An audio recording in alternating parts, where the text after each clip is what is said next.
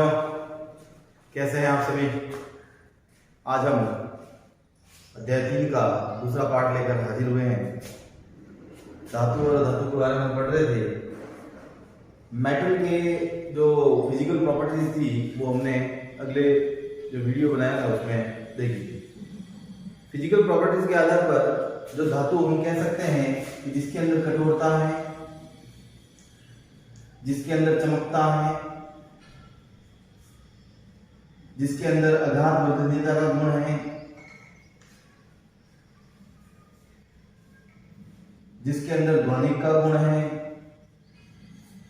जिसके अंदर तन्यता है, एवं जो ऊष्मा एवं विद्युत की सुचालक है। इन सभी चीजों को आपने क्या कहा था? धातु कहा था। यानी कि ये सभी चीजें जब उसमें मौजूद होंगी तो वो आपको क्या कहलाएगी? धातु कहलाएगी। लेकिन यहां पर हमने धातु एवं अधातु की बात कर रहे हैं। धातु यानी कि जो मेटल है और अधातु है जिसको हम बोलते हैं नॉन मेटल।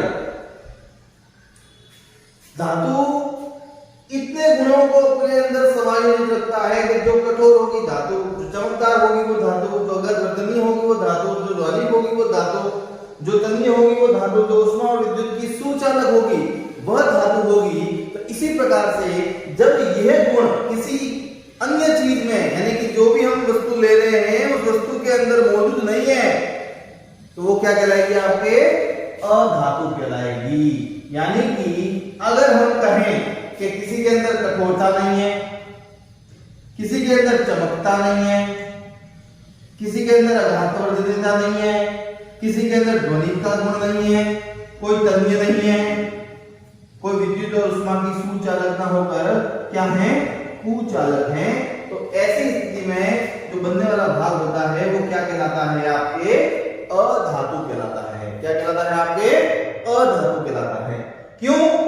क्योंकि अगर कोई अधातु होगी, जैसे आप कठोरता नहीं है, मतलब कोयला,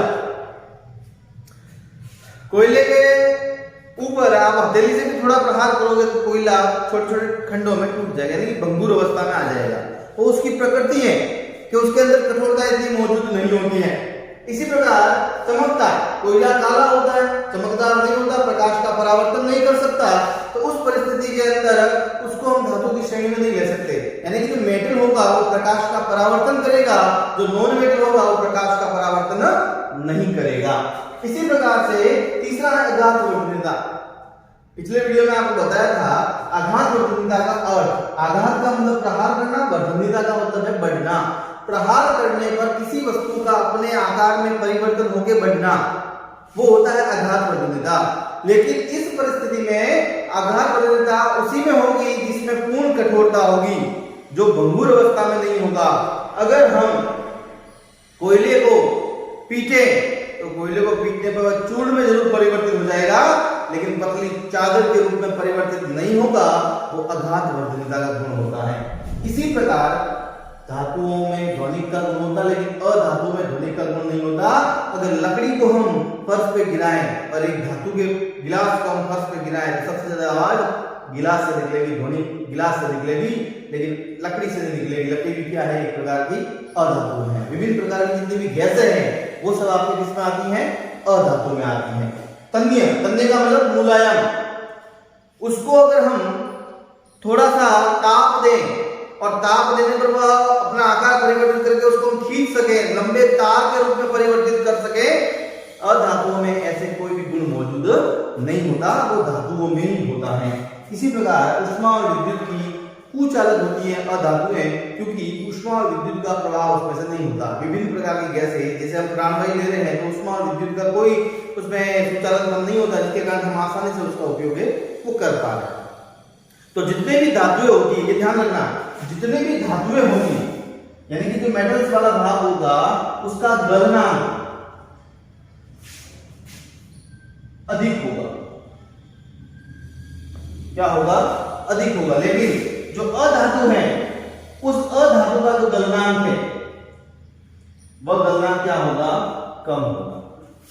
ध्यान रखना ये कि धातु का गलनांक हमेशा अधिक होता है। गलनांक का मतलब वह भाग, वह तापमान जिस पर कोई पदार्थ पिघलना शुरू कर देता है। अगर हम लोहे को पिघलाना चाहें तो लोहे को हम 50 डिग्री 100 डिग्री पे नहीं पिघला सकते। लोहे को पिघलाने के लिए 1500 डिग्री सेंटीग्रेड तापमान की जरूरत पड़ेगी, तब जाकर आप लोहे को गला पाएंगे। गला पाएंगे का मतलब भी आप उसका आकार भी अलग विकृत कर पाएंगे, लेकिन उसको तोड़ भी नहीं पाएंगे। तो वो परिस्थिति के अंदर गलनांक है हमेशा धातुओं का क्या होता है, अधिक होता है। लेकिन कुछ अपवाद स्वरूप ऐसी धातुएं हैं जिनका गलनांक है वो कम होता है, जैसे गैलियम और सीजियम। गैलियम और सीजियम का गलनांक बहुत कम होता है। अगर आप उसको हथेली पर रख दोगे तो हथेली पर हथेली की ऊष्मा मिलते ही, यानी कि हमारे शरीर का तापमान 37 डिग्री सेल्सियस होता है, और 37 डिग्री सेल्सियस होने की स्थिति में जैसे ही आप 37 डिग्री सेल्सियस तापमान बहुत ज्यादा मिलता है गैलियम और सीजियम के लिए। गैलियम और सीजियम एक ऐसी धातु है जो अपवाद स्वरूप है, जिसमें उसका गलनांक वो अधिक नहीं होता। आपने हथेली पर रखी तो कुछ समय बाद देखोगे तो वो पिघल जाएगी, यानी कि एक अपवाद स्वरूप है। उसी प्रकार मरकरी, जिसको पारा बोलते हैं, पारा कमरे के ताप पर द्रव अवस्था में पाया जाता है, यानी कि उसके अंदर कौन सा गुण नहीं होता, कठोरता का गुण नहीं होता, लेकिन वो क्या है, धातु है। तो धातु का उदाहरण है मरकरी। मरकरी आपके हैं, इसको हम पारा बोलते हैं, लेकिन ये है ये धातु है, लेकिन कमरे के ताप पर क्या होती है, द्रव होती है। कमरे के ताप पर द्रव रहती है। कमरे का ताप कितना, 25 डिग्री सेंटीग्रेड तापमान होता है, तो कमरे के ताप पर जो मरकरी है आपके द्रव अवस्था में होती है। गैलियम और सीजियम को अगर हथेली पे ले तो वो क्या होती है, पिघलना शुरू कर देती है। इसी प्रकार जो आयोडीन होता है, हम सभी नमक में आयोडीन मिलाकर खाते हैं। आयोडीन एक प्रकार का अधातु है। क्या है, अधातु। अधातु है आयोडीन एक प्रकार का, और अधातु होने के साथ साथ इसमें चमकीलेपन का गुण होता है, यानी कि चमकता है। हमको पता है कि अधातु का चमकने का गुण नहीं होता, लेकिन ये अपवाद है। चमकने के अलावा दूसरे गुण इसमें नहीं है। चमकता जरूर है, लेकिन वो अधातु क्या है, अधातु। तो आयोडीन चमकता है, लेकिन वो एक अधातु की श्रेणी के अंदर आता है। इसी प्रकार कार्बन, कार्बन एक ऐसा अधातु है जो विभिन्न रूपों में विद्यमान होती है, यानी कि इस प्रकृति के अंदर बहुत सारे रूपों के अंदर कार्बन है वो विद्यमान है, जिसको उसके अपर रूप कहते हैं। क्या कहते हैं, अपर रूप। अपर रूप का मतलब इस कार्बन के ही रूप है जो इस प्रकृति के अंदर अलग अलग भागों के अंदर, अलग अलग आकृति के अंदर, अलग अलग रूपों के अंदर विद्यमान होते हैं, जिसको कार्बन के अपर रूप कहा जाता है। तो कार्बन भी एक प्रकार की अधातु है। क्या है, अधातु है। चमकीला नहीं होता, कठोर नहीं होता, लेकिन अपने अलग अलग रूपों के अंदर यह विद्यमान होता है। जैसे आपको रूप में बता देता हूं, एक रूप का नाम है हीरा, दूसरे का नाम है ग्रेफाइट, इसी प्रकार तीसरे का नाम है फुलरिन। तीन रूपों में तो यह लगभग विद्यमान होता ही है, जिसमें से दूसरा जो रूप है ग्रेफाइट का, ये ग्रेफाइट अधातु है, यानी कि कार्बन का अपर रूप है, अधातु है। अधातु होगा तो उसमें विद्युत का क्या होगा, कुचालक होगा, लेकिन ऐसा नहीं है। ग्रेफाइट विद्युत का क्या होता है, सुचालक होता है। यानी कि जितने भी कार्बन इलेक्ट्रोड रॉड बनती हैं, जो सेल के अंदर उपयोग आती है, वो ग्रेफाइट की छड़ें होती हैं, और उन ग्रेफाइट की छड़ों के माध्यम से ही विद्युत का उसमें सुचालन होता है। तो ग्रेफाइट एक अपवाद है जो अधातु होते हुए भी विद्युत का सुचालन करता है। अधातु होते हुए विद्युत का क्या करता है, सुचालन की प्रक्रिया करता है। इसी प्रकार सारी धातुएं, कल मैंने बताया था कुछ सारी धातुएं, सोडियम, पोटेशियम, लिथियम, तीन प्रकार की हैं। सोडियम, पोटेशियम, लिथियम जो धातु हैं लेकिन कठोर नहीं, उनको चाकू से हम क्या कर सकते हैं, आसानी से काट सकते हैं। सोडियम, पोटेशियम और लिथियम को चाकू से आसानी से काटा जा सकता है। हम सबको पता है कि जो धातुएं होती हैं वो धातुएं ऑक्सीजन के साथ प्रक्रिया करके ऑक्साइड बनाती है, जल में अम्लों का निर्माण करती है, यानी कि अलग अलग प्रकृतियां उसकी मौजूद होती हैं। जितनी भी प्रकृति के अंदर धातुएं हैं वो क्षारीय प्रकृति की होती है, यानी कि क्षारीय ऑक्साइड निर्मित करती है। जब भी कोई भी धातु ऑक्सीजन के साथ जुड़कर उसके ऑक्साइड बनाएगी वो क्षारीय प्रकृति के होंगे। यानी कि आपने पिछली कक्षाओं में 7वीं 8वीं 9वीं में मैग्नीशियम रिबन का एक प्रयोग पढ़ा होगा। मैग्नीशियम रिबन को हम जलाते हैं, तो मैग्नीशियम को जलाएंगे तो जलाने में ऑक्सीजन गैस साइड होती है, ऑक्सीजन गैस उसके साथ जुड़ जाएगी, मैग्नीशियम ऑक्साइड का निर्माण होगा, और उसी मैग्नीशियम ऑक्साइड को जब पानी में हम घोलेंगे और पानी में घोलने पर लिटमस पत्र का प्रयोग करेंगे, तो लिटमस पत्र का प्रयोग करने की स्थिति में जो लाल है वो किस में परिवर्तित हो जाए, लाल तो लाल ही रहेगा, लाल नीले में परिवर्तित हो जाएगा, नीला नीला ही रहेगा, तो उस प्रकृति को हम क्षारीय प्रकृति कहेंगे। और लिटमस पत्र प्रयोग करने के बाद आप धातुओं को कह सकते हैं, धातुओं के जितने भी ऑक्साइड्स होते हैं वो किस प्रकृति के होते हैं, क्षारीय प्रकृति के होते हैं।